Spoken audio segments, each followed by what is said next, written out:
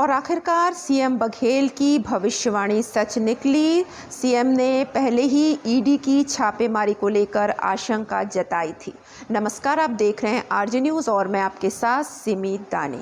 आज मुख्यमंत्री बघेल मुलायम सिंह यादव के अंतिम संस्कार में शामिल होने के लिए उड़ान भर चुके हैं और रायपुर में भी ईडी की कार्रवाई अपनी उड़ान पर है। आज सुबह से ही कोल कारोबारी और खनिज विभाग के अफसरों के यहां ईडी की छापेमारी चल रही है।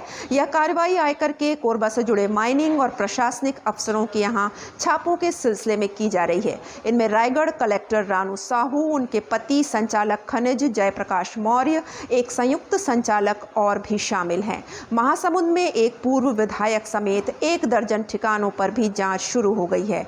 2 माह पूर्व इनमें से कुछ कोल कारोबारियों और खनिज अफसरों के यहाँ आयकर छापे में मिले इनपुट के बाद इन अफसरों से भोपाल में कल से पूछताछ चल रही है। इनमें डिप्टी डायरेक्टर माइनिंग शिवशंकर नाग भी शामिल हैं। इसके बाद ही ईडी ने यह दबिश दी है। इसी तरह से ईडी की टीम बीज निगम अध्यक्ष अग्नि चंद्राकर, उनके दामाद सूर्यकांत तिवारी, LK तिवारी, बादल मक्कड़, सनी लूनिया, अजय नायडू को भी घेरे हुए हैं। इन सभी के निवास के बाहर केंद्रीय बल के जवान तैनात। आपको बता दें कि ईडी को बड़े पैमाने पर गड़बड़ी की शिकायत मिली है और पूरी तैयारी के साथ आज सुबह ही रायपुर से छापे की कार्रवाई की शुरुआत की गई। ऐसा बताया जा रहा है कि जितने भी छापे पड़ रहे हैं वे सभी कांग्रेस और सीएम बघेल के करीबी हैं, पर आधिकारिक तौर पर इसकी पुष्टि नहीं हुई है। आज सुबह शहर में तड़के सुबह ईडी ने 2 से 3 बड़े अधिकारियों व कोयला कारोबारियों के यहाँ दबिश दी, जिसमें कलेक्टर रानू साहू, कोयला कारोबारी जय अम्बे ट्रांसपोर्टर नवनीत तिवारी का बंगला भी शामिल है।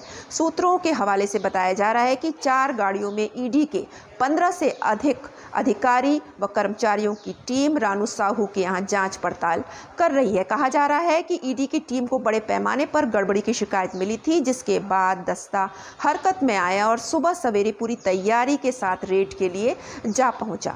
ईडी ने मंगलवार यानी आज 11 अक्टूबर को छत्तीसगढ़ में बड़े स्तर पर छापेमारी का अभियान चलाया हुआ है। ईडी के दस्ते ने सुबह 7 बजे सूबे में करीब दर्जन भर लोकेशंस पर रेड डाली है। छापेमारी का आगाज राजधानी रायपुर से किया गया है।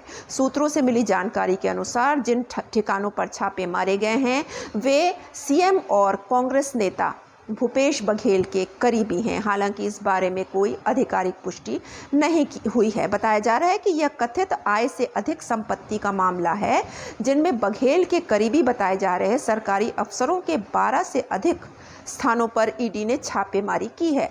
IAS अधिकारी JP मौर्य और रानू साहू के परिसर उन लोगों में थे जिनके घर पर केंद्रीय धन शोधन रोधी एजेंसी ने छापेमारी की है। ईडी की टीम भी 3 IPS अधिकारियों के परिसर में पहुंची है। सूत्रों ने बताया कि चुनिंदा अफसरों, CA और कारोबारियों, रायगढ़ के कलेक्टर रानू साहू, उनके पति और IAS अफसर mining secretary JP Maurya, Raipur और रायगढ़ में उनके आवास और रायगढ़ में कुछ कारोबारियों के यहाँ भी छापे मारे गए हैं। यही नहीं, दुर्ग, भिलाई और रायपुर में भी फिलहाल छापेमारी की गई है। कहा जा रहा है कि वहां कुछ CA के ठिकानों पर दबिश दी गई है। वहीं इससे पहले जब छापे मारे गए थे तब छत्तीसगढ़ के मुख्यमंत्री बघेल ने इसे राजनीतिक छापेमारी करार दिया था। आपको बता दें कि बघेल पहले ही कह चुके हैं कि इनकम टैक्स से कब तक डरोगे, बेवजह परेशान करें तो FIR कराओ, एक्शन होगा। वहीं राजनीतिक पार्टियों का कहना है कि क्या 2014 के बाद ही ईडी एक्शन मोड में है। आपको याद होगा कानपुर का वो वाकया जो काफ़ी चौंकाने वाला था, जहां पर 2 दिनों तक ईडी पैसे गिनती रही। गिनने के लिए मशीन लेने पड़ गए, पैसे ले जाने के लिए ट्रक लाने पड़ गए। यानी इतना सारा रुपया किसी ने सपने में भी नहीं देखा होगा जो ईडी ने रियल में दिखाया। पिछले साल कानपुर में इत्र कारोबारी के यहाँ 180 करोड़ रुपए के करीब छापे की कार्रवाई के दौरान 180 करोड़ रुपए जब्त किए गए थे। और हाल ही में कांग्रेस की अध्यक्षा सोनिया गांधी को ईडी का बुलावा रोज रोज आ रहा था। ईडी नेशनल हेराल्ड अखबार से जुड़े धन संशोधन के मामले में गांधी परिवार से पूछताछ कर रही थी। पूरे देश भर में कांग्रेस के कार्यकर्ता ईडी का विरोध कर रहे थे। कई राज्यों में ईडी के दफ्तर के बाहर तोड़फोड़ भी किया गया। एक मामला थमा नहीं था तो बंगाल में भी ईडी की छापेमारी जारी हो गई। TMC नेता पार्थ चटर्जी की करीबी अर्पिता मुखर्जी के घर पर छापेमारी की गई, जहां से कई करोड़ रुपए भी बरामद किए गए। बिहार में भी लालू यादव के परिवार से कई बार ईडी ने पूछताछ की।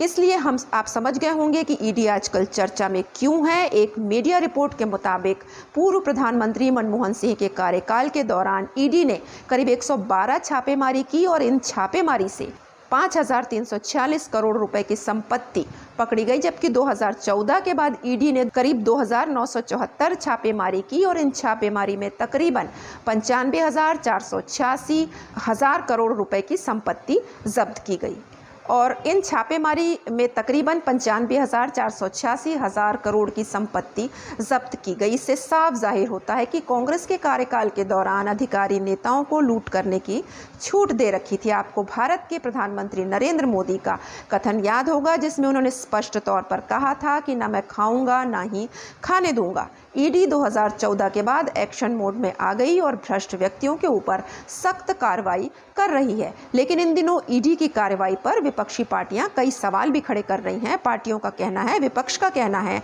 कि ईडी एक केंद्र सरकार का तोता हो गया है। केंद्र सरकार ईडी का गलत दुरुपयोग कर रही है। संजय राउत ने भी आरोप लगाया था कि महाराष्ट्र में सरकार ईडी के दम पर ही बनी है। हालांकि सरकार ने स्पष्ट कर दिया कि ईडी एक सरकारी संस्था है, इसमें केंद्र सरकार का कोई हस्तक्षेप नहीं है और अपना काम स्वतंत्र रूप से करती है। अभी तक के लिए बस इतना ही। आगे की ताज़ा तरीन खबरों के लिए आप जुड़े रहिए आरजे न्यूज़ के साथ। नमस्कार।